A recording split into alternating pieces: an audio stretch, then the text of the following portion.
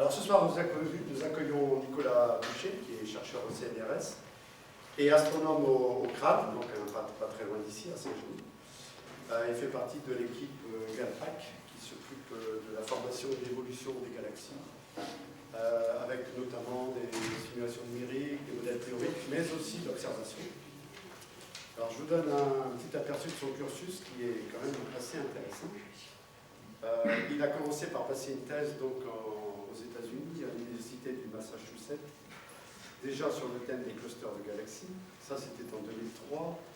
Ensuite, l'année suivante, il est allé à l'ESO, en Allemagne, à Garching, pour rebondir jusqu'en 2019 à l'Institut Max Planck, quand même une belle référence, pour ensuite retourner aux États-Unis, puisqu'il est allé à l'université de Santa Barbara, en Californie.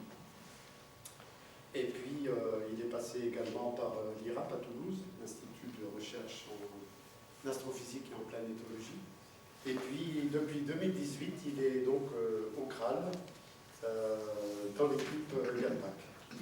Donc voilà, je le remercie pour cette conférence qu'il a bien voulu me donner. Et puis, je lui laisse la parole. Merci Bernard. Est-ce que vous m'entendez?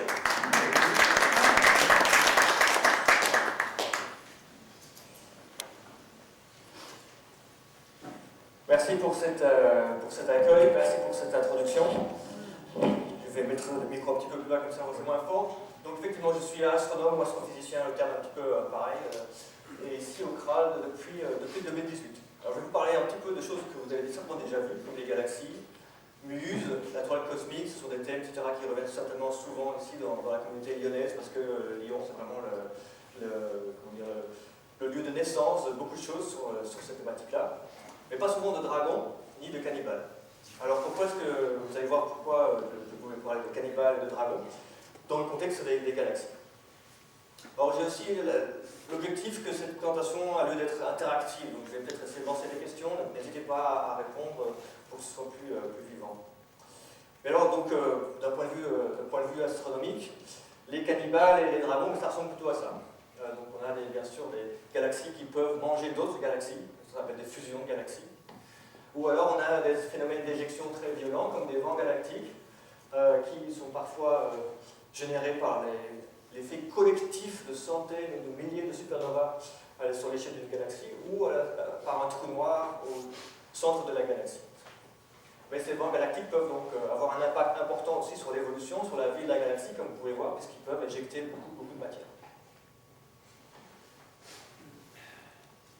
Alors pour vous donner un petit peu une idée du programme de ce soir, de la présentation, je vais vous parler un petit peu d'abord de la diversité des galaxies, pour faire un petit rappel pour ceux qui ne sont pas trop dans ces affaires-là, qui ne sont pas astronomes amateurs. Je vais vous parler aussi du gaz qui se trouve dans les galaxies, ou du gaz qui se trouve en dehors des galaxies, ça on ne sait pas nécessairement. Et puis ensuite, essayer avec vous de construire un petit modèle, pour mieux comprendre l'évolution des galaxies. Parce que moi, ce que je fais, je travaille sur l'évolution des galaxies, c'est mon domaine de passion, de recherche depuis longtemps, d'essayer de mieux comprendre d'où on vient, puisque nous sommes sur une étoile qui se trouve dans la Voie lactée, qui est une galaxie. Alors, la morphologie des galaxies, vous savez, si vous êtes astronome amateur, il y a des galaxies spirales, il y a des galaxies elliptiques, et puis il y a beaucoup de choses entre les deux, avec parfois des petites barres. Ou pour les galaxies elliptiques, peuvent avoir différents aplatissements, différentes morphologies. Mais en gros, ça c'est la classification qui a été mise en place par le fameux astronome Edwin Hubble sur les différents types de galaxies qu'on peut trouver dans l'univers.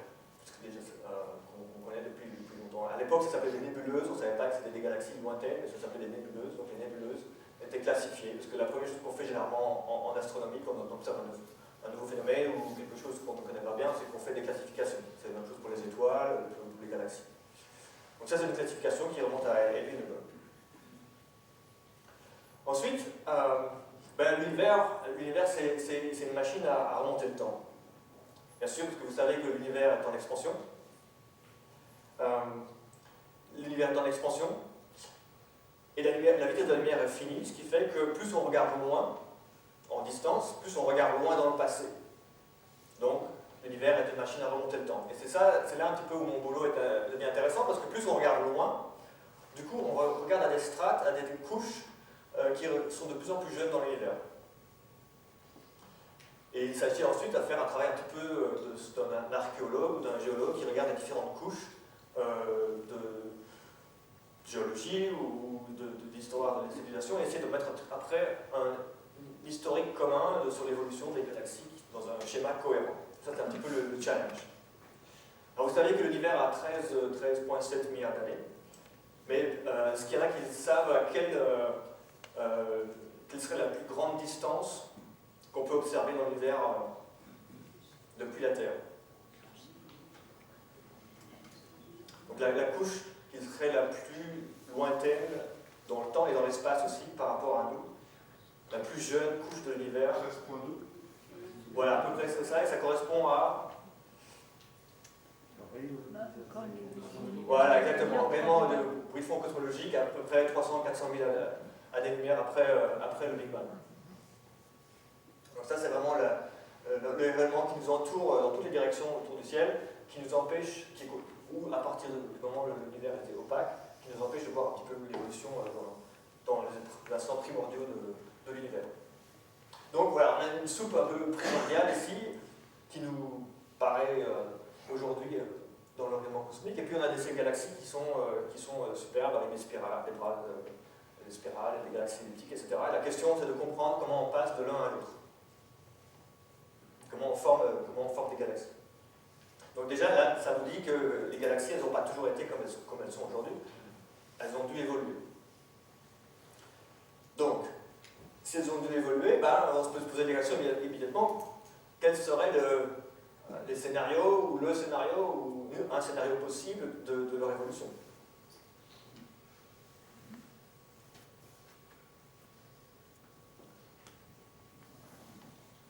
Personne?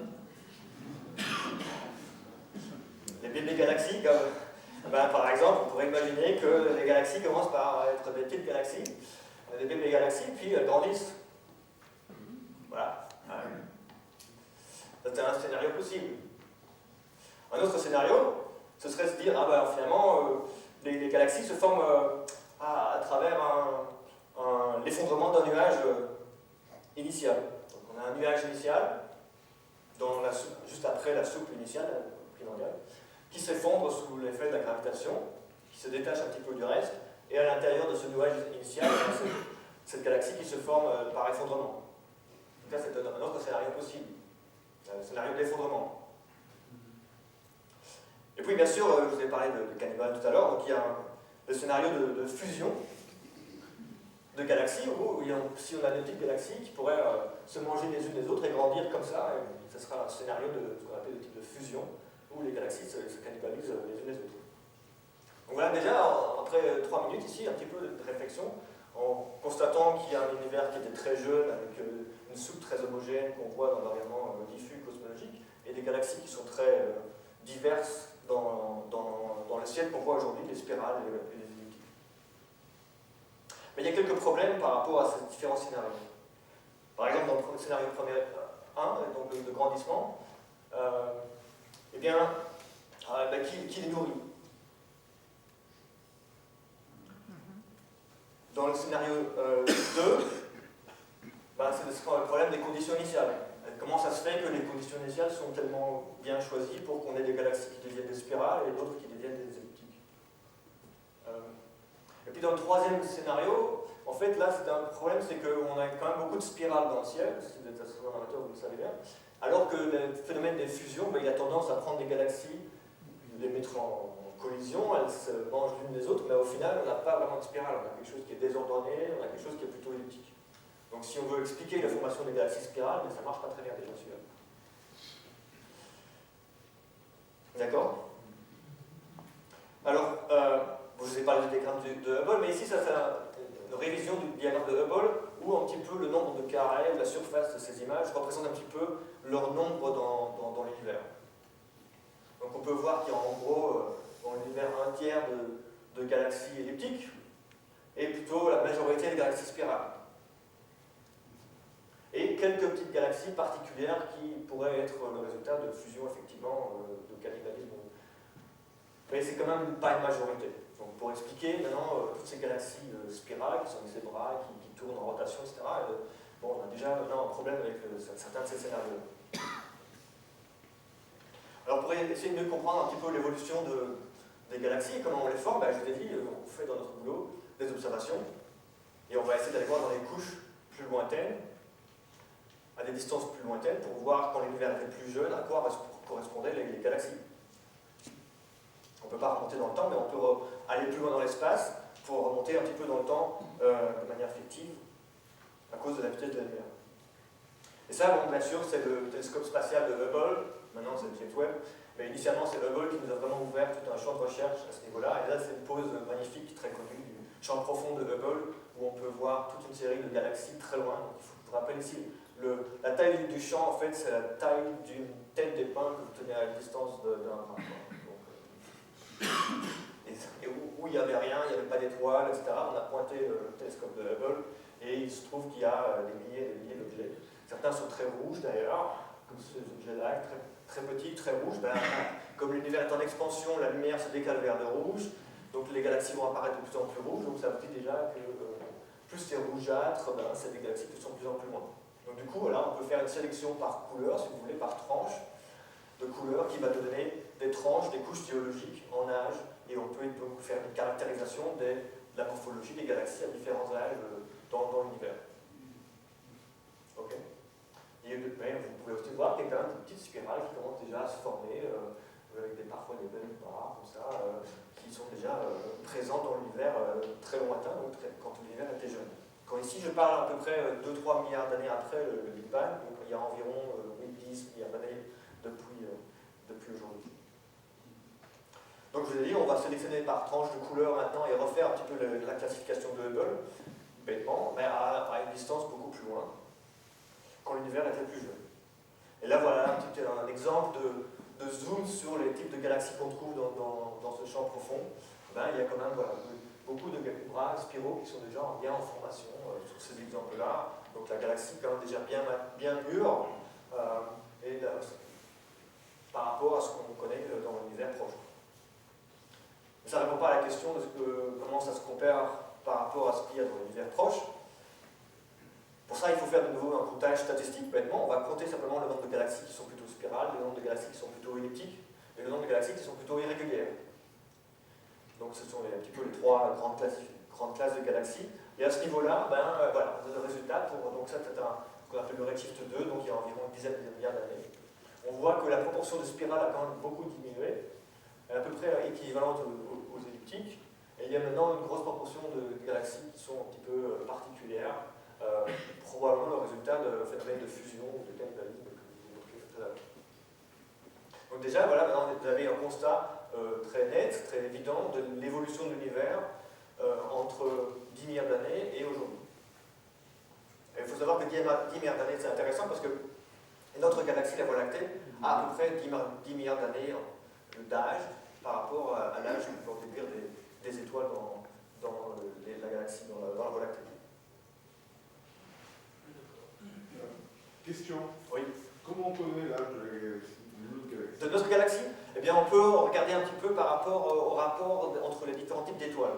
Parce que les étoiles, il y a des diagrammes de HR là, qui classifient un petit peu les étoiles. Et les étoiles très massives, elles ne durent pas très longtemps. Et les étoiles comme le Soleil, elles durent longtemps. Le Soleil, il dure 10 milliards d'années au moins, plus ou moins. Et donc, en regardant un petit peu le rapport entre ces différents types d'étoiles, on arrive à dater un petit peu l'âge des étoiles dans la galaxie. Alors bon, ça c'est des résultats de Hubble. Bon, je suis obligé de parler un petit peu de James Webb. James Webb, voilà, des résultats qui sont tout frais depuis cet été, qui nous permettent de remonter encore plus loin dans le temps. Donc avec Hubble, on allait jusqu'à 10 milliards d'années. Ici, avec James Webb, on peut aller jusqu'à peut-être 11 milliards d'années et demie, peut-être un peu plus, en arrière. Là, je vous ai montré les résultats à z égale 2, et maintenant on peut remonter jusqu'à redshift 4,5 avec James Webb, et faire ce même type d'études de morphologie. Donc là, vous avez un exemple de la morphologie de galaxies pour différents types de masses. Donc plus les galaxies sont massives, plus les galaxies sont loin, vers la droite. Et le diagramme vous donne la fraction ici des galaxies spirales, en bleu. Et vous voyez que clairement, la fraction des galaxies spirales, comme on pouvait déjà le voir avec Hubble, elle décroît en fonction de la distance par rapport à nous, par rapport à l'âge de l'univers. Et les galaxies cannibales, donc, qui fusionnent, les galaxies particulières, elles, c'est la courbe verte, et on voit que leur fraction augmente, ce qui fait qu'au début, quand l'univers était jeune, ben, cet phénomène de fusion était quand même quelque chose de beaucoup plus fréquent. D'accord? Voilà un petit peu les grandes lignes maintenant pour de l'évolution des galaxies, comment elles ont évolué depuis 10 ou 12 milliards d'années jusqu'à aujourd'hui. Et maintenant, je voudrais faire quelques instants sur les constituants de la galaxie, d'une galaxie, en général. Donc, vous savez que les galaxies sont constituées de milliards ou dizaines de milliards d'étoiles, mais qu'est-ce qu'il y a d'autre dans les galaxies, en fait? Il y a des poussières, les planètes sont autour des étoiles, donc on va les laisser dans la catégorie des étoiles. Il y a du gaz, oui, très bien. Il y a quelques trous noirs parfois, oui. La matière noire. Voilà, les poussières, je les mets dans la catégorie du gaz. Matière noire, voilà, très bien, personne ne l'avait dit jusqu'à présent. Effectivement, la matière noire, en fait, elle domine dans les galaxies. Et la matière noire, on sait qu'elle est là parce que quand on regarde la courbe de rotation dans une galaxie spirale, on voit que la courbe de rotation, ben, elle est plutôt comme ça. C'est-à-dire qu'elle monte dans la partie centrale et puis elle arrive à un plateau et elle reste constante, alors que la loi de Kepler, vous savez bien que normalement, quand on passe dans la partie extérieure du système solaire ou la partie extérieure, dans ce cas-ci, de la galaxie, de cette galaxie, ben, la courbe de rotation, la vitesse devrait décroître en fonction à 1 sur R par rapport à la distance. C'est pas du tout ce qu'on voit.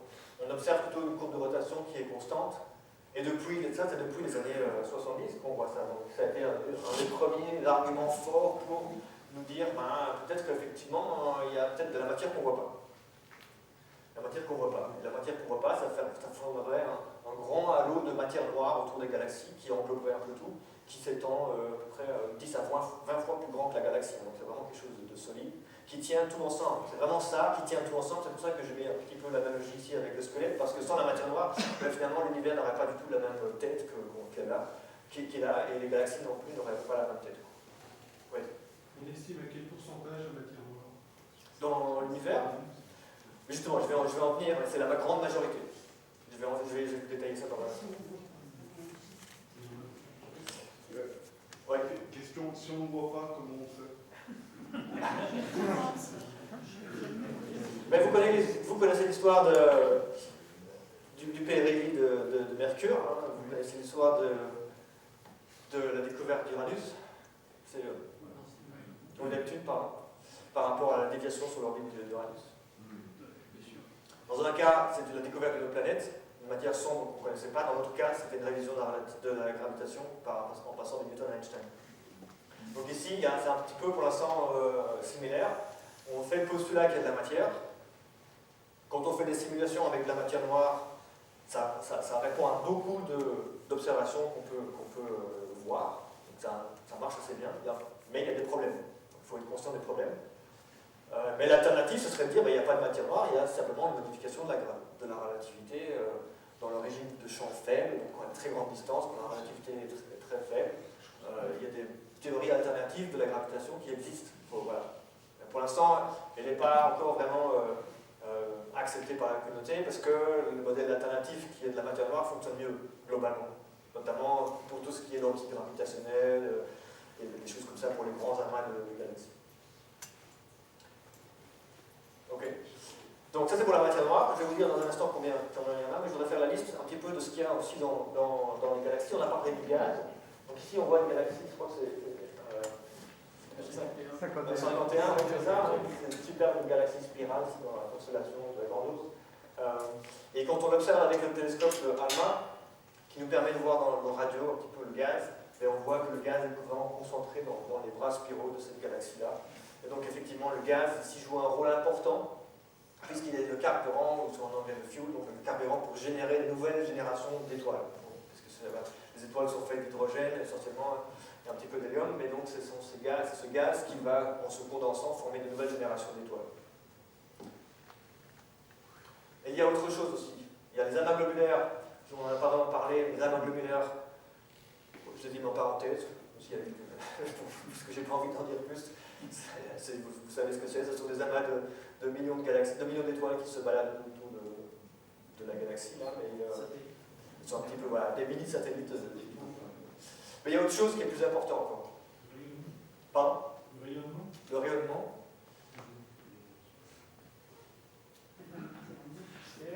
Pardon? Les poussières, oui, je les mets un peu dans le gaz, en fait. Voilà. C'était dans le titre de l'exposé ce soir. Les dragons, voilà. Les fameux dragons, bah oui, il fallait bien que j'en parle de dragons. Donc, les dragons, pourquoi les dragons? En fait, parce que les galaxies, et ça, on ne sait pas nécessairement, c'est que les galaxies sont sujettes à des vents générés par les explosions de supernovas en fin de vie. Et là, vous avez la galaxie M82, vue à travers 3 télescopes différents. Avec les rayons X, la galaxie elle est vue par la tranche. Ici, vous voyez le disque de cette galaxie, qui est une petite galaxie. Et puis avec le télescope infrarouge Spitzer, ici c'est le télescope Subaru qui nous permet de voir l'arrêt d'hydrogène en H-alpha. Et là, donc là, c'est une image en rayon X. En haut, comme je l'ai dit. Donc vous voyez, c'est un phénomène qui est multi-énergétique, c'est-à-dire qu'il va avoir des particules très chaudes qu'on voit dans la rayon X. Il y aura des particules moins chaudes, d'environ 10 000 degrés, qu'on voit avec le rayonnement de l'hydrogène. Et puis il y aura des gaz froids ou des poussières qui sont vraiment entraînées, qui viennent de la galaxie dans la partie centrale, qui sont entraînées par ces vents. Donc c'est des vents galactiques ici, ou supergalactiques. Ça n'a rien à voir avec l'histoire, donc oublie ça. C'est vraiment généré par la mort des étoiles qui s'effectue sur une échelle de plusieurs millions d'années. Parce qu'il y a environ une étoile qui explose par siècle, on va dire, mais sur 1 million d'années, ça fait beaucoup d'explosions qui, collectivement, génèrent ces vents qui peuvent emporter beaucoup de la matière, du gaz, etc. Donc ça peut potentiellement avoir un rôle important, et ça a en fait un rôle important dans l'évolution des galaxies. Mais ça, c'est aussi un phénomène très difficile à observer, et c'est un peu mon champ de recherche, c'est pour ça que j'insiste un peu là-dessus. Mais c'est parce que c'est très difficile à observer. Comme vous voyez bien dans les images de Hubble, on ne voit généralement pas de ce qui se passe. Il faut vraiment avoir des techniques particulières pour mettre ces phénomènes en évidence. Alors maintenant, j'en viens avec les proportions. Donc ça, c'était un petit peu la liste. Mais si on regarde un petit peu en proportion, la matière noire, ça constitue un petit peu la majorité, comme je dis, 80% de la matière dans la galaxie. Les étoiles, de l'ordre de 15, entre 10 et 20%, suivant les galaxies. Le gaz, ça dépend aussi, mais typiquement c'est 10%, 20%, 30% par là. Et puis il y a les vents. Alors les vents, je vous ai montré qu'ils peuvent avoir un impact important. Mais vu les techniques qu'on a aujourd'hui, c'est très difficile d'estimer la masse de matière dans ces vents. Parce que c'est très difficile d'avoir une vision globale de tout ce qui se passe. Donc là je mets un point d'interrogation parce qu'on ne sait pas très bien. C'est pas très bien. Ah, mais le gaz, plusieurs fois vous m'avez parlé du gaz et des poussières, le gaz il joue un rôle fondamental en fait, dans l'évolution des galaxies parce qu'il génère des nouvelles générations d'étoiles. D'accord? Et donc si je vous ai parlé de l'âge d'une galaxie, l'âge de la Voie lactée a environ 10 milliards d'années. Donc avec la quantité de gaz qu'il y a dans la galaxie et son taux de consommation qui est le taux de formation stellaire, donc en anglais Star Formation Rate, on peut calculer du coup le temps de vie d'une galaxie.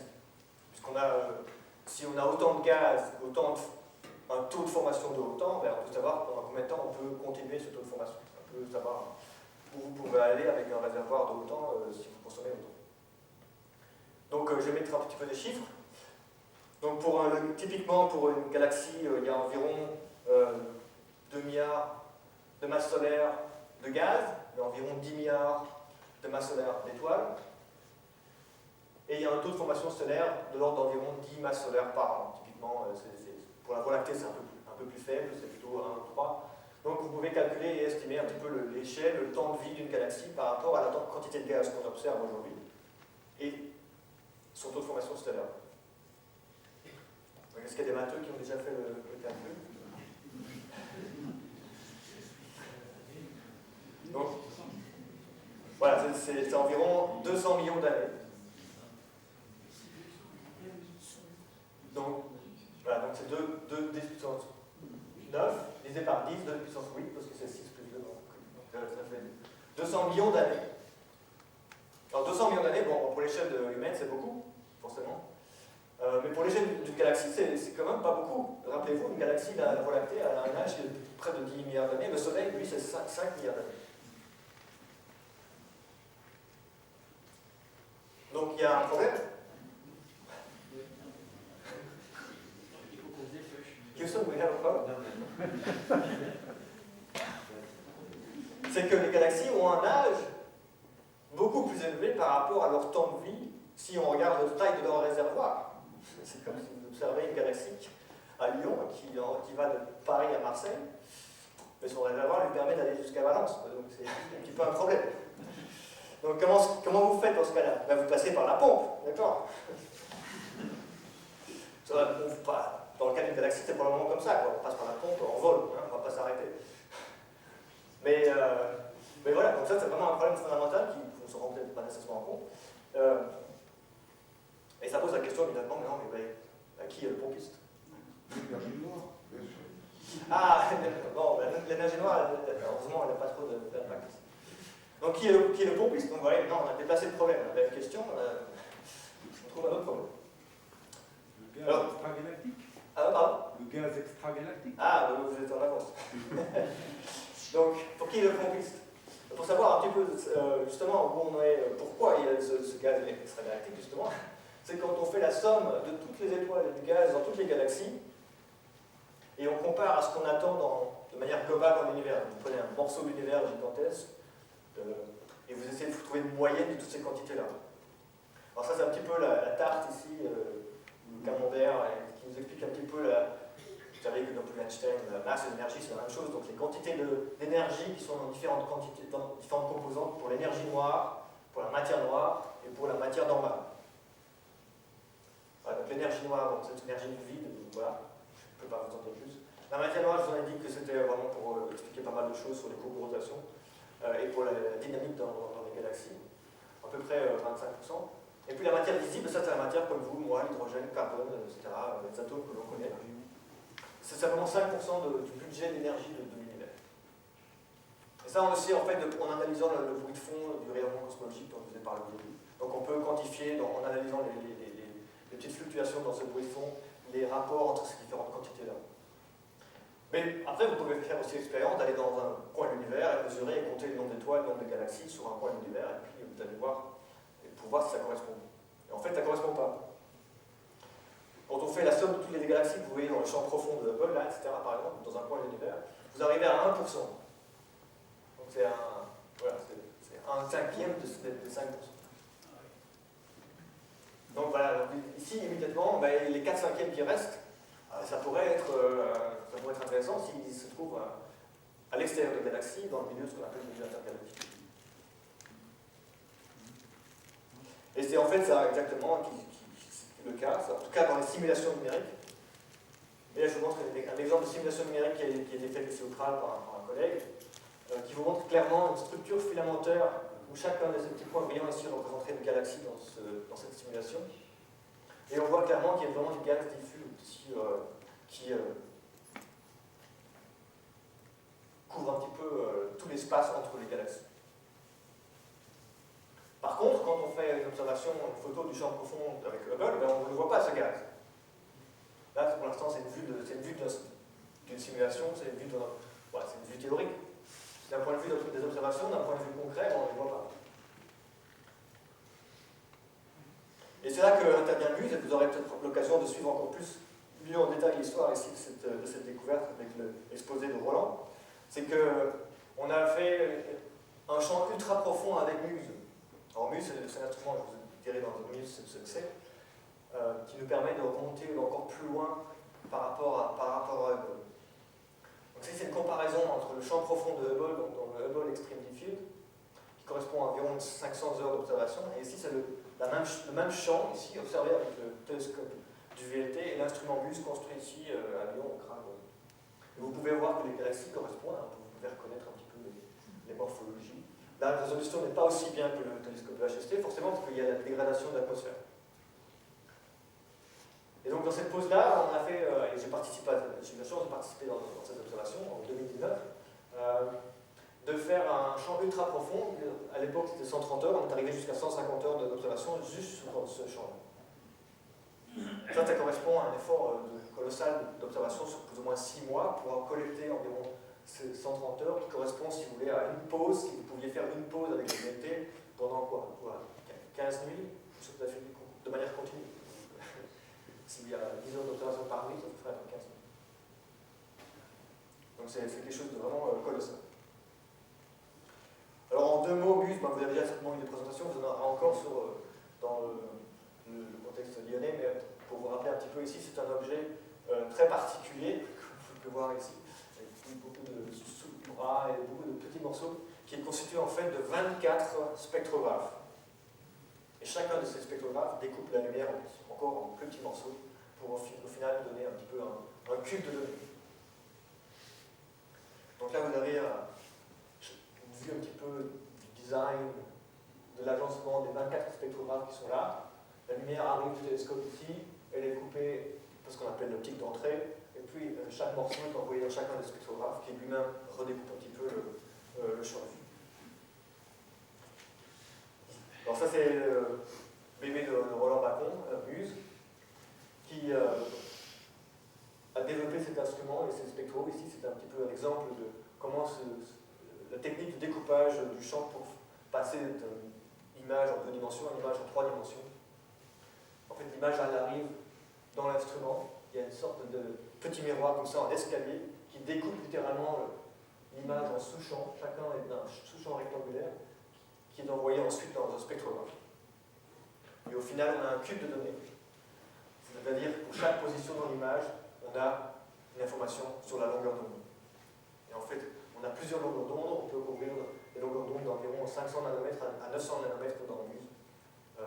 Ce qui veut dire que pour chaque position dans l'image, maintenant on a un spectre où on peut décomposer un petit peu la lumière spectralement pour chaque position dans l'image.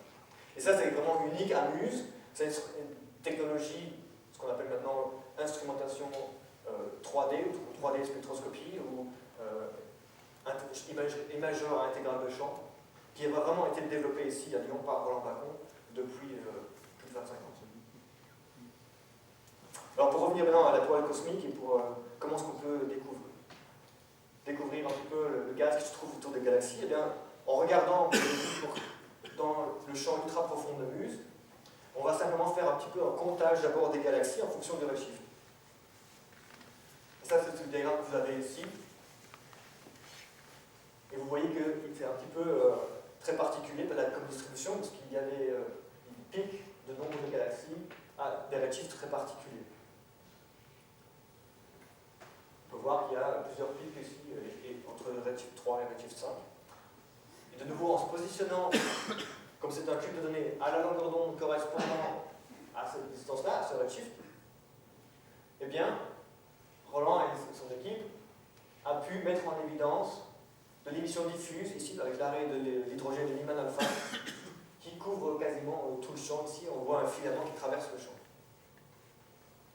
Et ça, c'est une découverte, vous en entendrez parler plus directement par Roland, de la toile cosmique avec l'instrument Muse qui avait été prédite au départ dans les simulations numériques. Donc effectivement, maintenant pour revenir un petit peu en arrière, donc mettre un petit peu tout dans le contexte, on a beaucoup de matière qui se trouve autour de la galaxie, même 80%, 4/5, ce qui fait que c'est un réservoir idéal, infini quasiment, pour continuellement réapprovisionner les galaxies en matière normale, en matière pour régénérer la formation stellaire.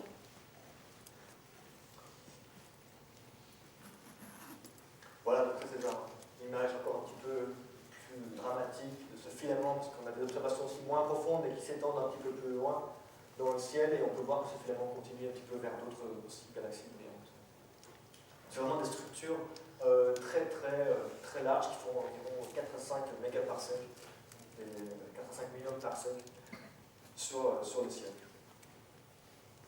Donc ça c'est la découverte des filaments de la toile cosmique qui a été vraiment faite ici par l'instrument Muse qui est développé ici à Lyon, puisqu'il a été livré en 2014 et construit entièrement ici. Ensuite, moi je voulais parler un petit peu d'une découverte dont j'ai fait partie sur les dragons, sur les vents galactiques. de nouveau en utilisant Muse, pour illustrer un petit peu la puissance de cet instrument, la puissance de cette technologie.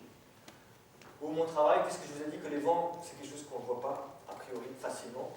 Et là, vous avez une galaxie vue par la tranche, plus ou moins, elle est assez bien inclinée. Et il y a un quasar ici, qui est juste à côté. Un quasar, dans ce contexte-ci, c'est simplement un objet brillant. Il est généré par des trous noirs, mais pour l'instant, on s'occupe simplement du fait que c'est comme une lampe de poche qui se trouve derrière la galaxie. Et étant donné que c'est une lampe de poche très brillante, qui se trouve en arrière-plan par rapport à la galaxie, dans le spectre du quasar, on aura des raies d'absorption s'il y a des choses qui se passent le long de la ligne de visée. Et il se trouve que dans cette configuration-là, dans le spectre de ce quasar-là, on savait à Z07, donc le redshift 07, on savait qu'il y avait quelque chose qui se passait. Donc on avait déjà présélectionné cette galaxie proche de ce quasar parce qu'on avait déjà trouvé un petit peu des signatures de choses qu'on pensait que ça pourrait être intéressant. Et après, avec Muse, de nouveau, comme je vous ai dit, c'est un cube de données. Donc il suffit de donner, comme on connaît le redshift, la position en distance, il nous suffit d'aller dans le cube de Muse, à la longueur d'onde correspondant à une raie d'émission particulière pour essayer de faire apparaître le vent galactique. Et c'est exactement ça qu'on a fait. On a utilisé la raie ici de magnésium, c'est un élément qui est aussi très présent dans l'univers, pour faire apparaître un peu ici vraiment du gaz diffus qui se trouve dans les deux côtés de la galaxie, mais des deux côtés par rapport à la tranche. Donc là, c'est un petit peu une découverte qui nous a permis de montrer que ces vents sont vraiment existants, comme on pensait un petit peu de manière indirecte par rapport à la signature dans les spectres des quasars. Oui? Question? Non?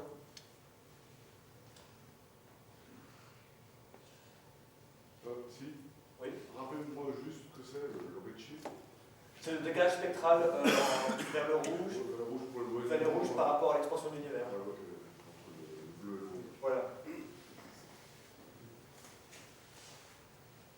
Et en fait, ces dragons sont très très importants parce que quand on regarde un petit peu, je vous ai dit tout à l'heure qu'il y avait environ 4/5 de la matière qui manquait, mais en fait, c'est au maximum 4/5. 4/5, c'est dans cette régime-là. Donc, ça, c'est pour les galaxies en fonction de leur masse globale. Et on peut voir que si on compare à l'efficacité, s'il y avait 100%, donc les 5/5 seraient présents à l'intérieur des galaxies, on aurait cette courbe qui nous représente un petit peu la quantité de matière dans les galaxies en fonction de leur masse, qui serait près de la courbe verte, mais en fait on observe que c'est beaucoup plus bas. La courbe noire ici représente un petit peu une efficacité d'environ 10%. Donc le 4/5, c'est vraiment le cas le plus favorable. En moyenne, c'est plutôt 1 dixième. Donc ces dragons ont vraiment un impact important par rapport à l'évolution des galaxies, puisque en fait on pense que dans les galaxies plus faibles, de plus faible masse, ces phénomènes de vent sont plus faciles pour éjecter de la matière et expliquer un petit peu cette décroissance des courbes qu'on peut voir ici dans les galaxies de faible masse. Donc c'est vraiment parce que du coup dans les galaxies de plus faible masse, on n'arrive pas à 1%, on n'arrive pas à 10%, mais à 1%. L'efficacité. Voilà, maintenant je voulais vous parler de. Je vous ai montré quelques éléments de l'évolution de l'univers, son évolution de la morphologie, le rôle de certains éléments comme le rôle des vents, etc. Essayons de mettre un petit peu tout ensemble pour essayer de construire un petit peu un modèle d'univers qui permettrait un peu d'expliquer, pour revenir un petit peu aux différents scénarios du début, d'expliquer l'évolution des galaxies. Il y a plusieurs façons de fonctionner pour créer un modèle de l'évolution des galaxies. On peut utiliser des simulations numériques, si vous avez un super calculateur chez vous, par exemple. Ou on peut attendre un certain temps si on veut faire des expériences, mais bon, ça c'est pas de notre possibilité d'attendre plus que la vie humaine, donc l'univers l'a déjà fait. Ou alors on peut prendre une douche. Ah ouais. Ou un bain, dans ce cas-ci. Alors ici, c'est un petit exemple d'une simulation numérique pour vous montrer un petit peu comment ça se passe. Vous voyez ici la toile cosmique qui s'effondre un petit peu sur elle-même suite à des effets de gravité pour ensuite former un objet au centre qui va se mettre en rotation. C'est des simulations qui ont été faites par collaboration entre les Hollandais et les Anglais. Ça s'appelle Eagle. Et à gauche, vous voyez certainement un petit peu la température du gaz, et à droite, vous voyez un petit peu la métallicité. Ces métallicités, c'est un petit peu les métaux de gaz qui se trouvent dans la galaxie. voyez qu'il y a vraiment une galaxie qui se met en rotation ici, qui se forme dans cette région-là, pour ensuite former une galaxie spirale. Voilà, il faudrait que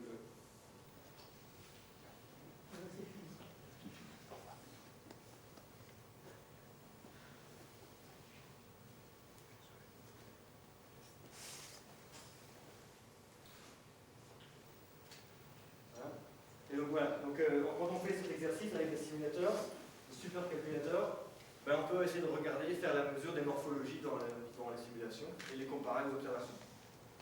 Et ça, je peux vous dire que ça a été vraiment un nœud pendant des décennies, parce que les supercalculateurs n'arrivaient pas, les gens qui faisaient des simulations n'arrivaient pas à former des spirales de manière en proportion par rapport à la proportion qu'on observe et aussi en taille par rapport aux tailles qu'on observe. Ça ne fait que depuis environ 4-5 ans que les simulations sont devenues suffisamment matures pour pouvoir avoir une morphologie en termes de spirale ou galaxie elliptique qui soit vraiment comparable par rapport aux observations. Parce que c'est vraiment un problème délicat, ça demande des algorithmes qui peuvent gérer des échelles très différentes sur les filaments qui sont des millions de parsecs jusqu'à l'intérieur des galaxies. Donc il faut vraiment pouvoir gérer ça. Et ici vous avez une comparaison aussi un petit peu, donc deux simulations ici qui arrivent vraiment à former un petit peu les bras, des spirales et des galaxies dans des proportions qui soient plus ou moins OK par rapport aux observations, ce qui est un point aussi important.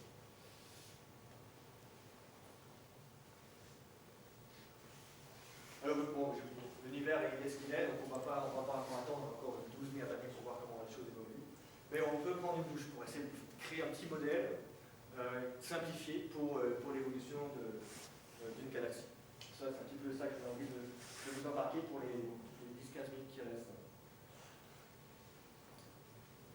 Donc en gros, si on reprend un petit peu les éléments dont je vous ai parlé, pour former une galaxie, il faut essentiellement trois éléments. Il faut des conditions initiales, ça on les a depuis le prix fond cosmologique. Il faut ensuite un halo de matière noire qui domine d'un point de vue de la quantité aussi de son évolution. Et ensuite, il y a des phénomènes d'apport, depuis l'apport pour re-remplir le réservoir, on appelle l'accrétion.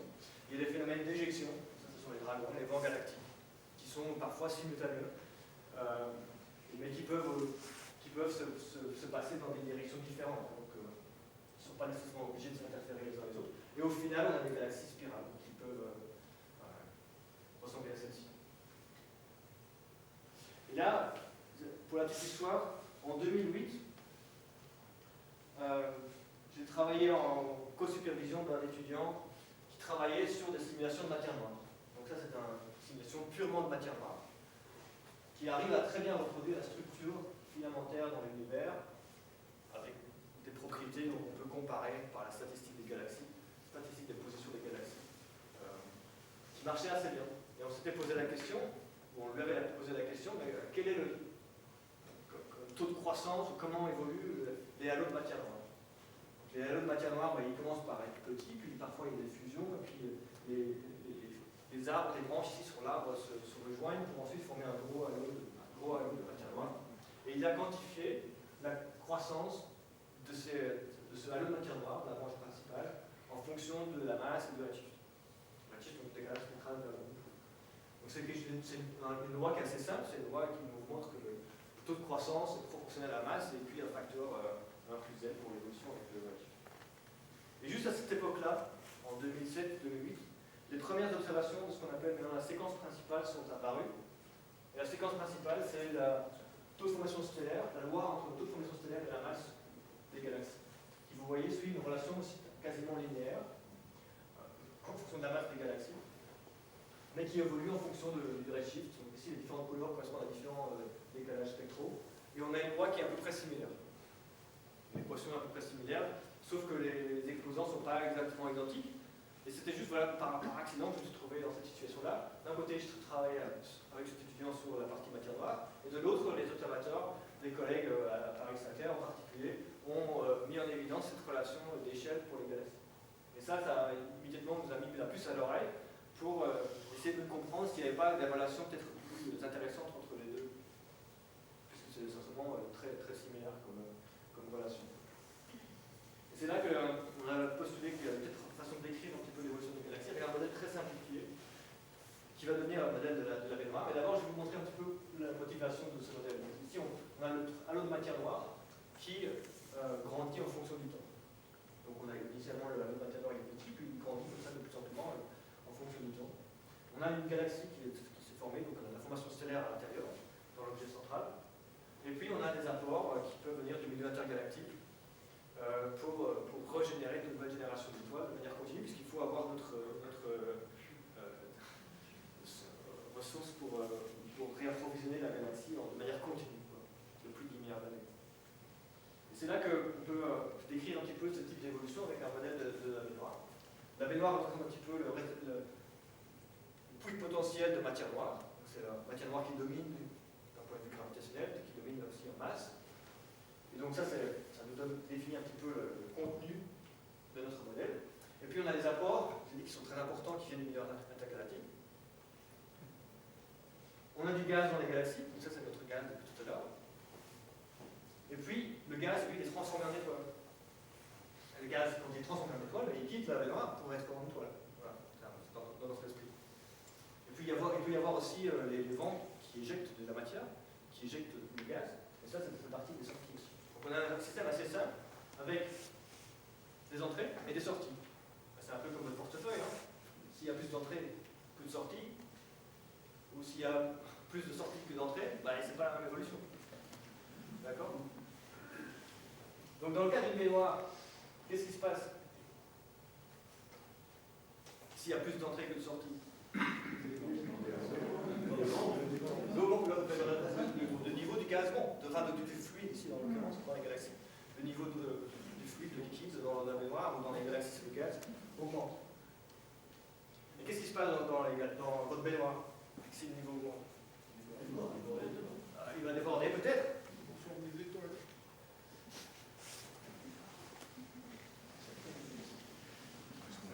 Avant que ça déborde, qu'est-ce qui va se passer? Pardon? Pas nécessairement. On a des apports ici qui sont donnés de manière raisonnable. On va pas amener une lance d'incendie dans notre baignoire.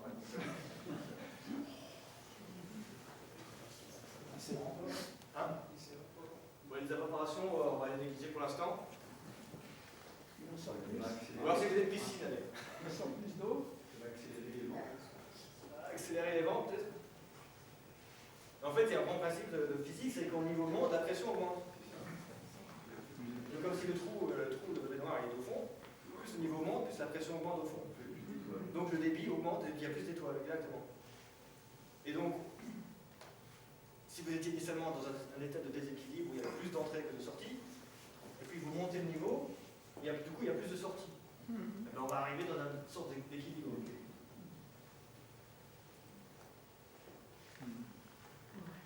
Et ça, en fait, on peut le décrire de manière très simple aussi avec des équations.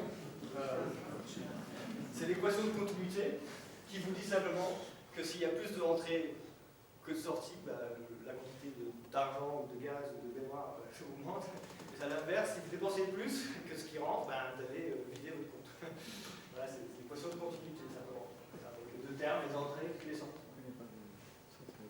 Et la loi de pression pour les baignoires, en fait, elle est très analogue pour la formation stellaire dans les galaxies, qui elle est très semblable, puisque la loi de formation stellaire dans les galaxies nous dit que le taux de formation stellaire augmente quand il y a plus de gaz. C'est exactement la même chose quand il y a plus de pression.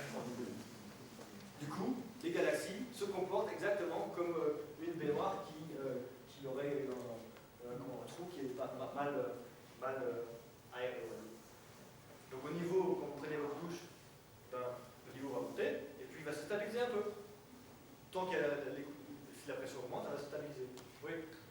Votre variable T orbite. Pardon? C'est T orbite, c'est ça? Voilà, c'est ça. C'est le temps. Donc c'est le taux de formation stellaire, c'est la quantité de gaz sur une échelle de temps. Une échelle de temps.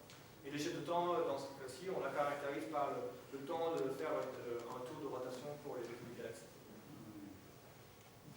Et donc les galaxies, on peut faire une solution numérique, si vous voulez, de ce type de modèle. Et bien, on arrive vraiment à quelque chose qui se stabilise.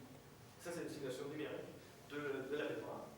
où on voit que s'il y a des apports qui sont pris de la toile cosmique, eh bien, le niveau va augmenter. Quand le niveau augmente, la pression augmente. Du coup, le débit va augmenter ici aussi. C'est une simulation hydrodynamique, donc c'est très complet. Et on arrive à une situation où on a plus ou moins un équilibre. Et ça décrit vraiment fondamentalement l'évolution des galaxies pendant la majorité de leur évolution. C'est que les galaxies vont avoir continuellement des apports pour former de nouvelles étoiles, et puis elles vont former des étoiles qui vont mourir, etc., et former des dragons en parallèle. Le flux d'apport, il est continu? Le flux d'apport, il n'est pas nécessairement continu. Il peut y avoir des grumeaux. Et les grumeaux dans les galaxies, ce sera des petites autres galaxies, si vous voulez, qui arrivent aussi en même temps. Donc effectivement, dans ce processus, il se peut qu'il y ait à un moment donné une galaxie qui arrive et qui génère un peu le processus de fusion dont on a parlé tout à l'heure. Et en fait, ce phénomène d'autorégulation, vous pouvez voir ici à quoi ressemble maintenant du coup l'évolution d'une galaxie en fonction de sa masse et du temps. Donc, de nouveau, on a la séquence précédente de toute fonction stellaire et la masse.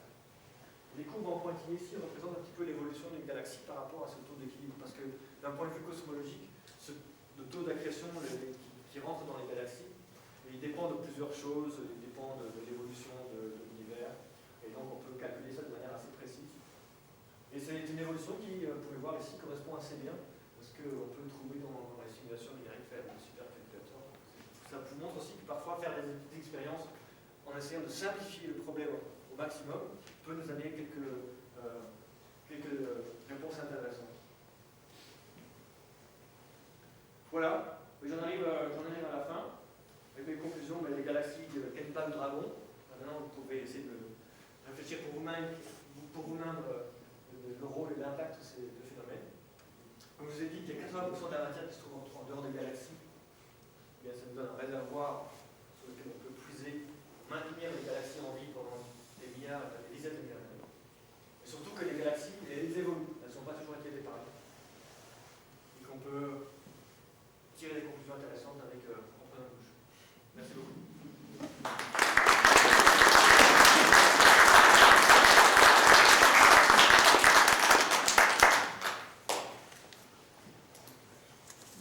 Quand vous parlez de grumeaux, par exemple, avec la mémoire, si je dois faire la Voie lactée, est-ce que les grumeaux pourraient être, par exemple, les nuages de Magellan?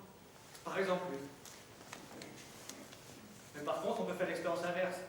Ce qu'on peut se dire, on prend toutes les galaxies dans notre voisinage local, on connaît un petit peu leurs satellites, et on peut se poser la question, si on somme un petit peu toute la contribution de tous ces satellites, comme le nuage de Magellan, est-ce que c'est suffisant pour maintenir la formation, pour remplir le réservoir?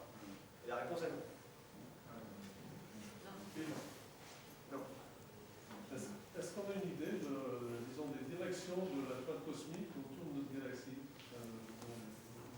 Ah non, c'est très difficile. Dans notre univers, à notre époque, la toile cosmique est encore plus difficilement observable.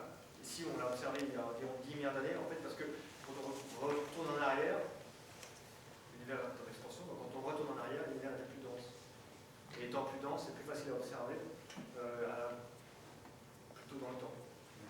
Et aussi, l'autre phénomène, c'est que c'est avec l'arrêt d'hydrogène Lyman alpha, qui est, pour les gens qui sont dans le technique, Lyman alpha, c'est dans l'UV, très loin, donc c'est pas visible depuis la Terre, il faut aller dans l'espace.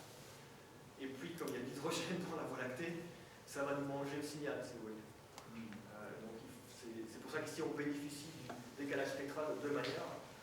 Un, c'est que ça nous permet de sortir l'arrêt caractéristique de cette toile cosmique en dehors de l'arrêt qui nous absorberait le signal dans la Voie lactée.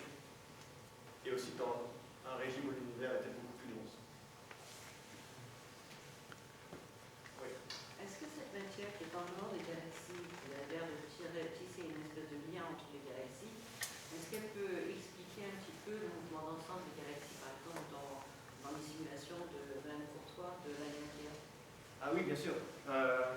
Donc, Hélène Courtois, par exemple, elle est la spécialiste sur la toile cosmique. Donc, elle va faire des simulations de la toile cosmique pour essayer de voir si elle ne peut pas changer les conditions initiales dans la simulation pour faire que la simulation corresponde à l'observation du groupe local, de la Madeleine Vierge, etc., pour avoir une meilleure compréhension de la toile cosmique dans notre univers local.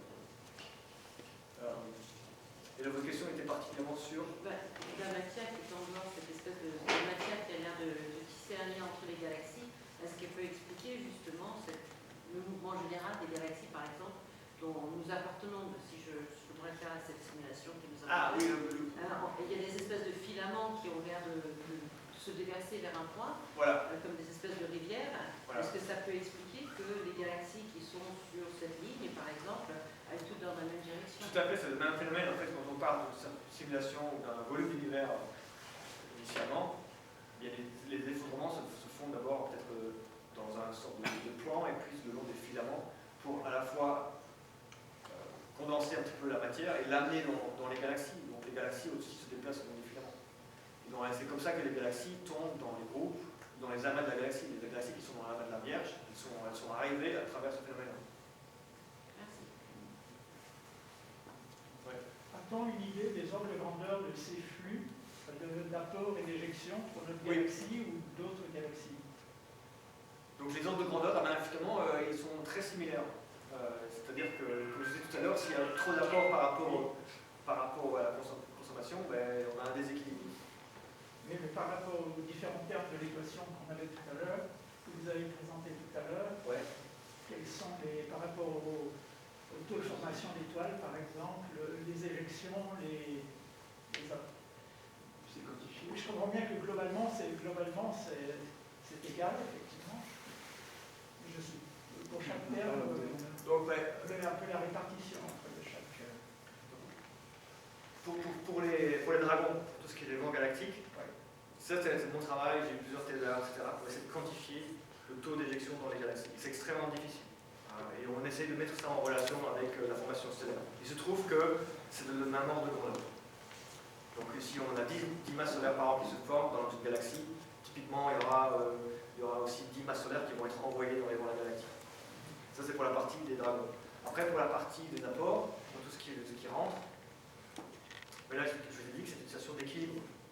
Et l'équilibre il se met à quel niveau?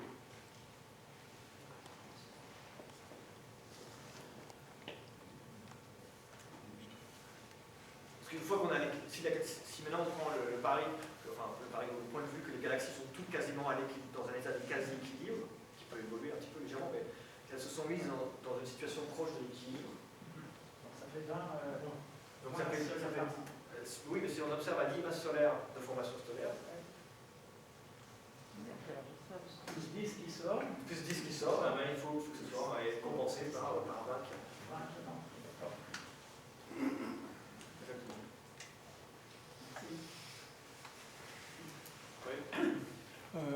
Je reviens à une époque où on se posait vraiment la question, mais je pense que c'est peut-être encore le cas. Qu'est-ce qui s'est formé en premier? Ce sont les étoiles ou les galaxies? Est-ce qu'on peut être sûr que ce sont les galaxies qui sont apparues les premières? C'est certainement des étoiles qui sont apparues en premier, parce que les galaxies sont faites d'étoiles. On ne peut pas former une galaxie, ou alors on pourrait la former avec du gaz, des fondements de gaz initial. Cette question, on l'espère, pourra être résolue, c'est ça, avec le télescope James Webb. Je pense que le télescope James Webb, on arrive quand même maintenant à des décalages spectraux de l'ordre de 10, 12, parfois 15. Quand on arrive à des décalages spectraux de l'ordre de 20, je pense que c'est la région où les premières étoiles, / premières galaxies, se sont formées. Mais on ne sait pas dans quel type d'environnement ces premières étoiles se sont formées. Est-ce qu'elles se sont formées de manière individuelle ou elles se sont formées dans des amas? On ne sait pas. C'est vraiment des questions ouvertes pour les simulations numériques de point de vue, mais elles ne sont pas toutes d'accord entre elles. Donc on va attendre un petit peu le résultat des observations. Pour l'instant, je ne peux pas vous dire. C'est une question super intéressante et que beaucoup de gens qui ont accès aux données du James Webb vont essayer de répondre. Oui, là, vous parlez de James Webb, on voit en 10, 15, c'est quoi? C'est 10, 15, 20 milliards d'années Quand je parlais de décalage spectral ici, c'est quand l'univers est en expansion. Oui. Donc je parle d'un décalage spectral de 1, ça veut dire qu'il a doublé de sa taille. Dans le passé, il était 2 fois plus petit. Ah, d'accord. Et donc le décalage spectral de 10, il était 11 fois plus petit. Et 20, c'est un peu.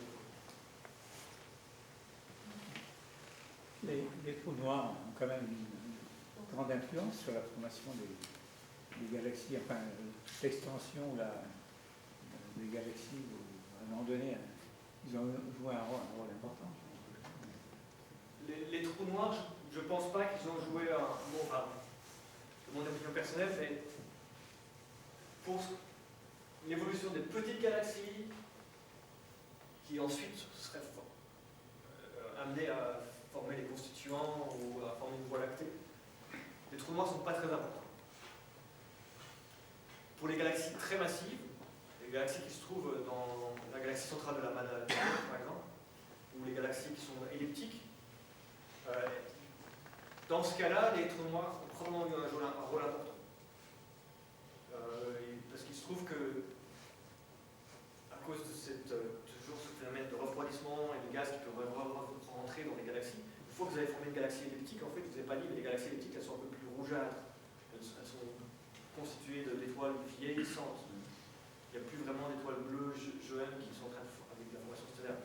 Donc la question est comment est-ce qu'on maintient une galaxie elliptique rouge s'il y a toujours de la matière dans l'intergalactique qui peut rentrer. Et c'est là que les trous noirs pourraient jouer un rôle pour chauffer cette matière aux avoisinage de la galaxie et la prévenir, l'empêcher de rentrer et de reformer les étoiles. Donc les trous noirs ont un rôle ici pour les galaxies elliptiques massives. Il y a des autres qui sont pas là. Qu'est-ce qu'elle devient la galaxie quand elle est dans l'équilibre? Voilà. Plus important que l'apport. Donc, est-ce qu'elle fait disparaître, diminue? Oui, généralement, ce sont les apports qui vont disparaître. Par exemple, si la galaxie elle tombe dans un amas ou elle tombe dans un groupe, elle est plus liée au filament de la toile cosmique. Donc l'apport il va disparaître. Dans ce cas, la galaxie elle va continuer sa formation stellaire et consommer son gaz et devenir rouge et devenir passive. Donc ce phénomène d'accrétion qui disparaît quand il se remonter. Et pour quelle raison? Quand la galaxie se détache du filament, par exemple, elle peut tomber dans un amas, elle peut tomber dans un groupe. Donc l'accrétion, à ce moment-là, s'arrête. On a trouvé le filament qui nourrit la Voie lactée? Non. Il faut demander à Hélène.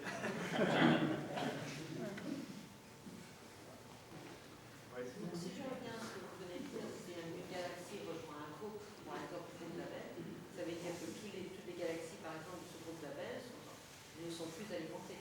Voilà. Et donc, petit à petit, vont devenir des galaxies elliptiques, non? Oui. Parce que dans un groupe ou dans un amas, il y a une probabilité beaucoup plus grande d'interagir, d'avoir une collision.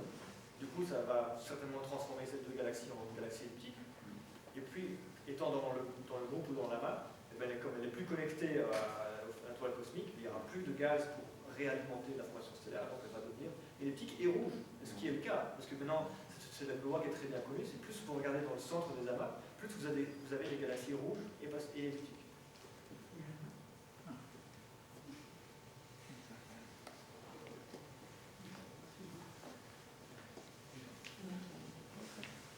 Les étoiles qui sont libres, comment ça se fait qu'elles ne sont pas dans une galaxie?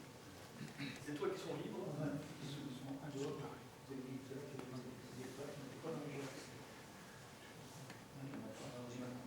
je ne pense pas avoir parlé de ça. Vous parliez d'étoiles qui étaient en dehors de présenter une galaxie, et des étoiles qui étaient autour qui n'appartenaient pas à la galaxie. Je pense qu'il parlait du quasar. Je ne vois pas de... Ah, c'est quand... Quand il parlait du quasar. Non, le quasar, en fait, quand je parlais du quasar, c'est ça, l'objet brillant? C'est un... Bon, on pourra discuter après, je ne vois pas de référence. Vous avez évoqué plusieurs fois la fameuse matière noire. Est-ce que, à ce niveau-là, on est toujours avec un gros point d'interrogation sur la nature même de cette matière noire, ou est-ce qu'on avance un peu? Non, il y a toujours un gros point d'interrogation, et c'est même pire que ça, parce que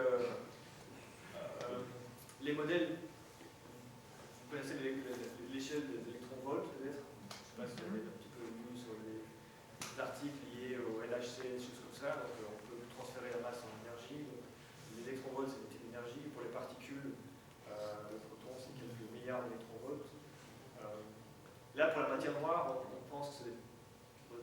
finalement, ça va être une particule plus massive encore que les protons. Mais il y a des modèles alternatifs à 30 ordres de grandeur en dessous. Donc à 10-22 électronvolts, ce sont des particules qui sont tellement faibles en masse que leur longueur d'onde de Broglie devient tellement large, à l'échelle de 1 kg par sec, qui pourrait avoir un impact aussi sur la structure de la matière noire à l'intérieur des galaxies. Et donc on a des raisons de penser que ça pourrait être une possibilité pour solutionner des problèmes. Donc vous voyez qu'on a des particules pour la matière noire, et on a un espace de paramètres à chercher de 30 ordres de grandeur, 10-22 à 10-10. Quand vous faites les simulations, vous considérez la matière noire comme une particule? Oui, quand on fait des simulations, alors on s'affranchit des effets quantiques, on considère que c'est des particules classiques qui n'interagissent qu'avec elles-mêmes sous forme de la gravité et sans probabilité d'avoir une collision avec elles. C'est collisionnesses, c'est sans collision.